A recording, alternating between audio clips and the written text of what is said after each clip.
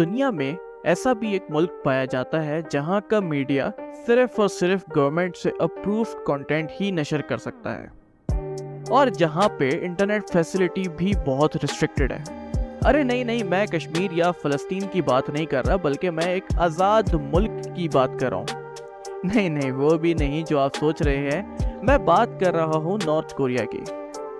आपने north Korea के dictator के रूल्स के बारे में बेशतर वीडियोस में सुना होगा और ये भी मालूम होगा कि नॉर्थ कोरिया के अंदर कई दीगर अजीब व गरीब रिस्ट्रिक्ट रूल्स हैं, जैसे कि आपने अपना हेयर स्टाइल कौन सा रखना है या आप नॉर्थ कोरिया से बाहर किसी से भी बात नहीं कर सकते। लेकिन क्या आप जानते हैं कि नॉर्थ कोरिया हमेशा से इतने स्ट्रिक्ट रूल्स में जकड़ा हुआ नहीं था? वो क्या हालात और वाक़यात थे जिनकी वजह से किम डायनेस्टी रूल में आई, और क्या कोरिया शुरू से ही दो हिस्सों में बटा हुआ था? चले माजी में चलते हैं और शुरू करते हैं हम अपने आज के जानने का सफर। दोस्तों, वर्ल्ड वॉर 2 से पहले कोरिया पे जापान का रूल था, लेकिन वर्ल्ड वॉर 2 में जब अमेरिका ने हिरोशिमा और नागासाकी पे यके बाद दीगरे तबाहकुन एटॉमिक हमले किए, उसके जवाब में जापान ने सरेंडर कर दिया और कोरिया को अपने रूल से आज़ाद कर दिया। लेकिन अभी 3 माह भी ना गुजरे थे, सोवियत यूनियन ने जापान पे हमला कर दिया। अमेरिका को लगता था कि सोवियत यूनियन अपने ताकत के बलबूते पे पहले से तबाह हाल जापान को मजीद तपस्ता कर देगा और कोरियन रीजन पे अपना कब्जा जमा लेगा। इसी खौफ के पेश नज़र अमेरिका ने भी अपनी फौज को कोरिया में उतरने का हुक्म दे दिया। अब कोरिया पे उस वक्त की 2 सुपर पावर्स आमने सामने मौजूद थी, सोवियत यूनियन नॉर्थ साइड पे और अमेरिका साउथ पे। इस सूरत हाल के नतीजे में कोरिया को 2 हिस्सों में तकसीम होना पड़ा।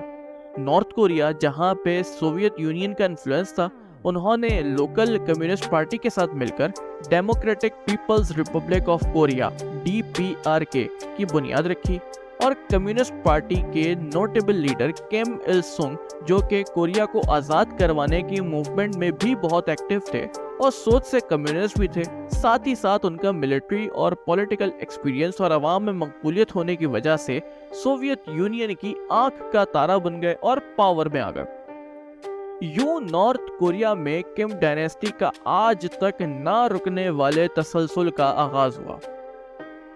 1948 से लेकर 1994 तक किम इल सुंग ने नॉर्थ कोरिया में हुक्मरानी की। इन्हीं के टेन्योर में 1991 में सोवियत यूनियन भी ताश के पत्तों की तरह बिखर गया। इस टॉपिक पर जरूर हम किसी और दिन बात करेंगे। सोवियत यूनियन का बिखरना क्या था, नॉर्थ कोरिया भी एक भारी फाइनेंशियल क्रंच में आ गया, लेकिन किम इल सुंग ने ताकत का तख्ता ना छोड़ा। साल 1995 में किम इल सुंग इस जहान फ़ानी से कूच कर गए। किम इल सुंग के बाद नॉर्थ कोरिया की बागडोर उनके बेटे किम जोंग इल ने संभाली और 2011 तक, यानी अपनी मौत तक, इस हिस्से पर हुक्मरानी की। 2011 में किम जोंग इल के बेटे किम जोंग उन ने तख्ता नॉर्थ कोरिया संभाला और अभी तक उसी तर्ज की हुक्मरानी कर रहे हैं जिसकी बुनियाद किम इल सुंग ने डाली थी।